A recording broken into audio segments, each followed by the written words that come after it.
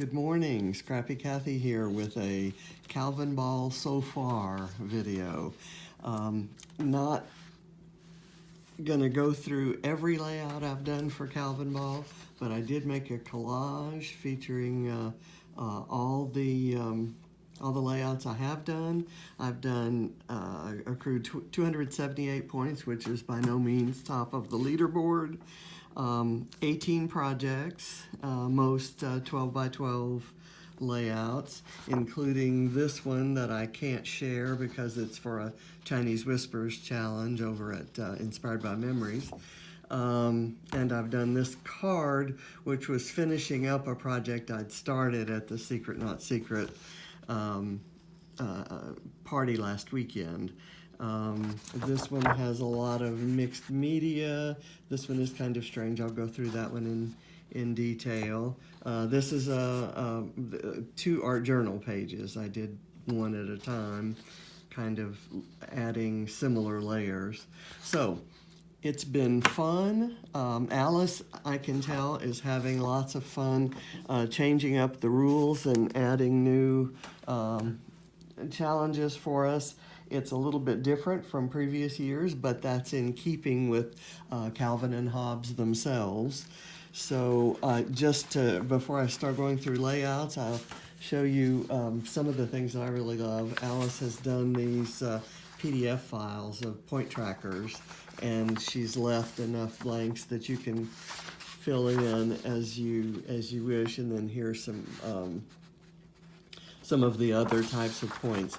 I thought this was very handy, and I think Marbeth actually created a tracker for the number of comments that you leave on other people's layouts, since that's one of the ways that you can accrue points. So those are some handy tools that are out there, and I'm liking that.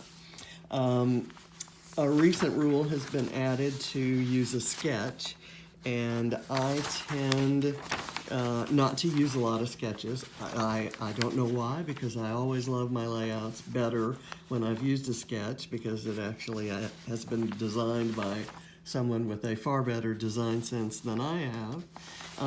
But what I've done is pulled layouts.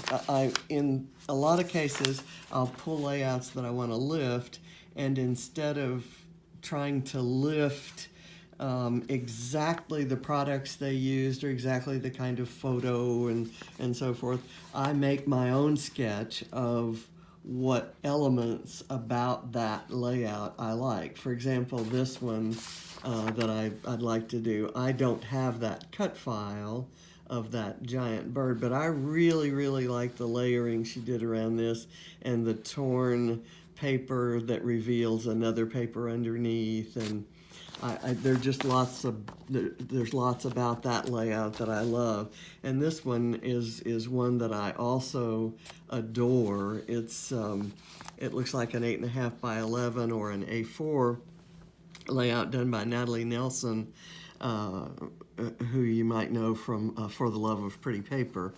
And I like this little title block up here, and I love the layering she did here, and the items of interest that kind of come in this photo cluster. So that's something I would probably try to sketch out and do myself. So that's how I'm preparing to go forward. We also just got a rule added this morning to use graph paper. So I went through my collection and found all the grid type paper I can find, and I'll probably use it in different ways, but that's one of my preparation things, which is gonna have to figure that out quickly, because I'm leaving tomorrow for a weekend retreat, and I'm not taking much with me because I'm flying. Okay.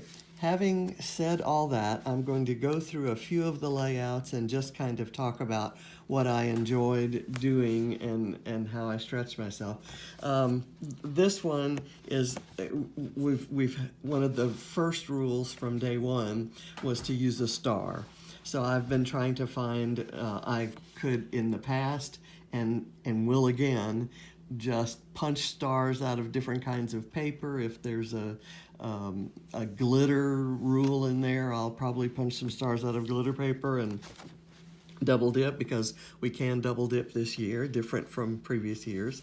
But in this case, what I did was a digital background that I printed on 12 by 12, and I used a star mask, a star shape that in my word processing program, and I made it different sizes, repeated it all over the page, and then loaded it up, dragged and dropped a piece of my own artwork that I had scanned, and I overlaid or underlaid, I guess, different parts of that star, or different parts of that artwork over the star. So here, these two have exactly the same. For example, they're different sizes, so you can't tell. But here I moved a little over the green part. Here I got the red. And by the way, that artwork was done with, on the very first day that I got my very first Distress Oxide inks. I came home and started playing with that. My granddaughters are with me, and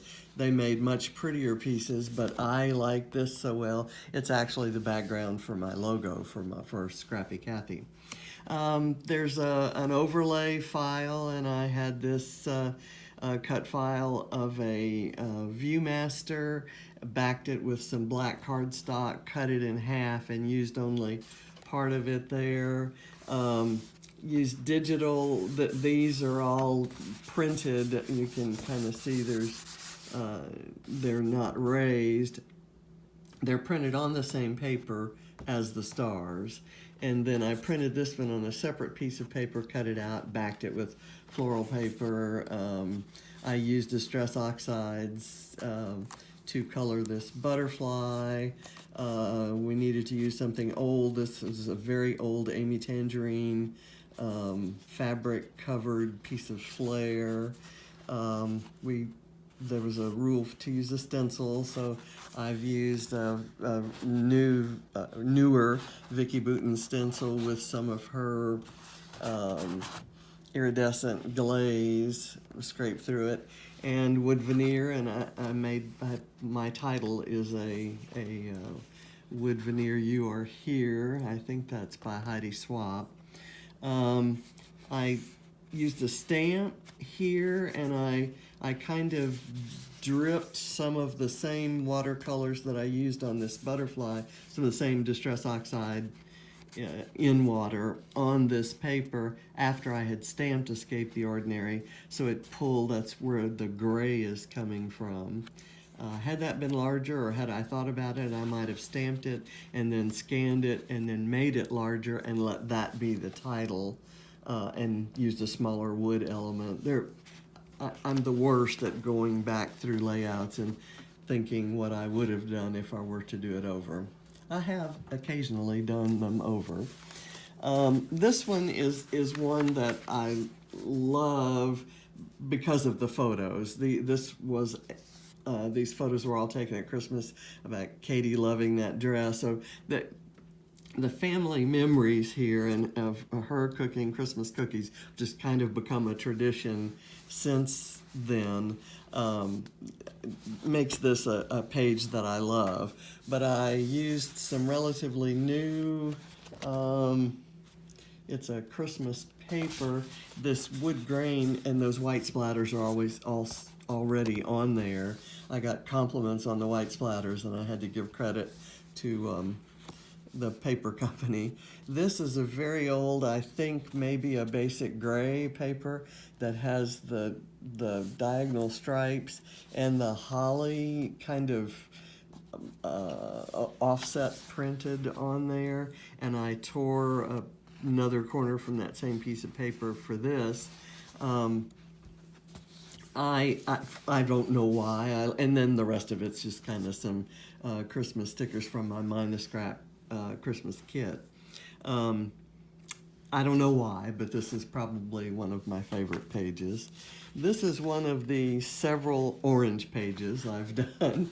It's some random photos I found going through. I think I'd already scrapped this one or one from that of Ava in that same chair in that same outfit just a month or so ago, and but this was a trip to these were a couple different trips to Ikea, and I liked this one where Katie's shoes are sticking out from under as she pulled it over. My overlay file just simply went over some orange paper. I didn't get real fancy paper piecing this. I'm not very good at that, and I didn't really want to waste the time and effort when I kind of liked that effect. The florals are cut from some pink fresh paper. That's a very old Brad. Has a butterfly on it. We didn't have a butterfly rule at the time, but I could have double dipped if we had. These smiley fruits I'm using as emoticons. Thankfully, the emoticons are off the table, but I think we do have a new citrus fruit rule, so I'll use that. We have a bling rule, so that's what that is. Enamel dot rule, stars, all kinds of fun stuff on this page, and it's as vibrant as the girls are when they get into IKEA. This next page is one I did yesterday, and I've had a little bit of trouble. My Cameo is misbehaving, and I say that it's not the Cameo's fault. It's clearly user error, and the user, I think, needs to change the blade. So in preparation for this retreat, I have, and so that I can fully participate in Calvinball, I haven't done everything I possibly should do there. So I'm left without overlays. I actually had 2 of these stencils. This is a stencil, a Crafter's Workshop stencil that I love, and I loved it so much I apparently bought it twice. I think I may have gotten one as a gift, but in any case, I've bought it twice.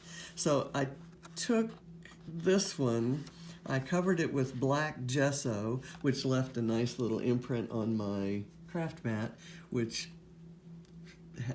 has yet to completely wash clean. And I used it as an overlay. I backed it with some photos, and I put some photos over the top.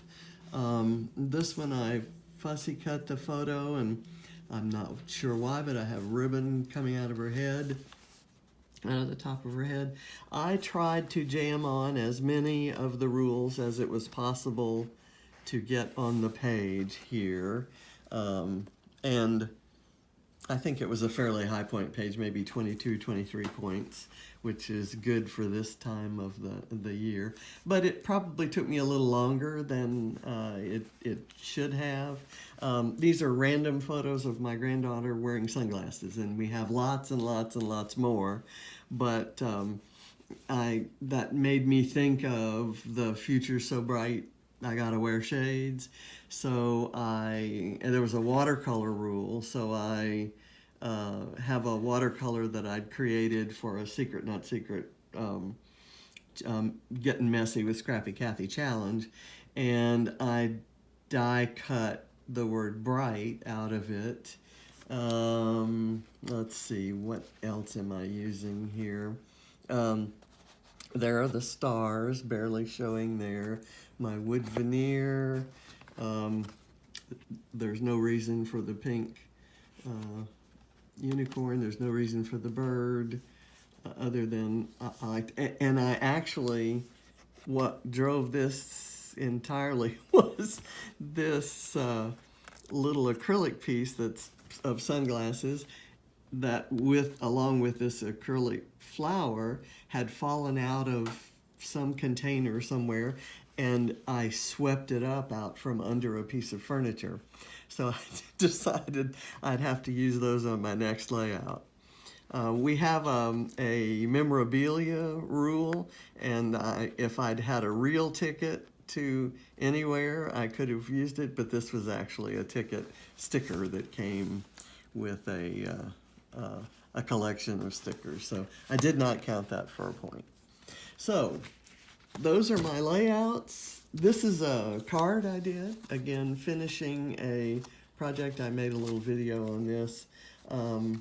I created the orangey background with glimmer mists and then some gold elements there. I actually forget what product I used there. I'll have to go back and watch my making video for that one. And then I used an old blue and purple background for that. So this was a project, and I'm going to put that in the mail today to my good friend Judy, and we'll move on trying to use these products. And I just got my new Mind the Scrap kit in last night. My son brought it down when he came for dinner. So I wasn't going to do anything today, but I think I'm gonna have to do something with this gorgeous kit.